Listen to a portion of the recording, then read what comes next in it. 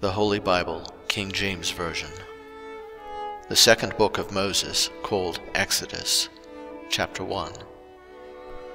Now these are the names of the children of Israel which came into Egypt.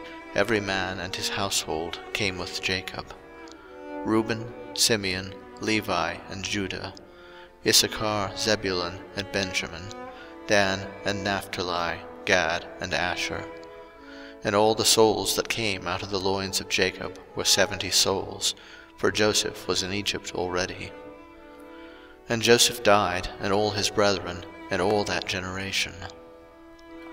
And the children of Israel were fruitful, and increased abundantly, and multiplied, and waxed exceeding mighty, and the land was filled with them. Now there arose up a new king over Egypt, which knew not Joseph.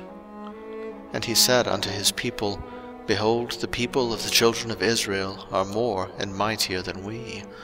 Come on, let us deal wisely with them, lest they multiply. And it come to pass, that when there falleth out any war, they join also unto our enemies, and fight against us, and so get them up out of the land. Therefore they did set over them taskmasters to afflict them with their burdens. And they built for Pharaoh treasure cities, Pithom, and Ramses. But the more they afflicted them, the more they multiplied and grew, and they were grieved because of the children of Israel. And the Egyptians made the children of Israel to serve with rigor, and they made their lives bitter with hard bondage, in mortar, and in brick, and in all manner of service in the field.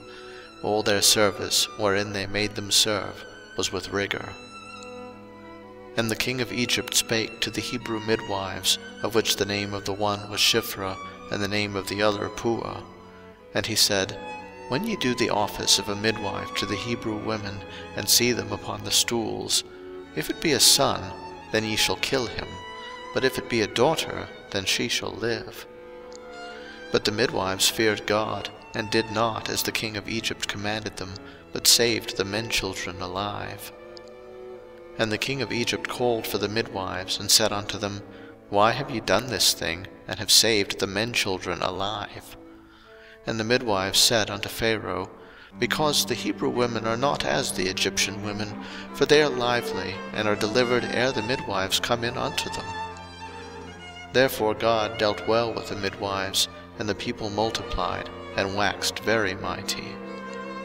And it came to pass, because the midwives feared God, that he made them houses. And Pharaoh charged all his people, saying, Every son that is born ye shall cast into the river, and every daughter ye shall save alive.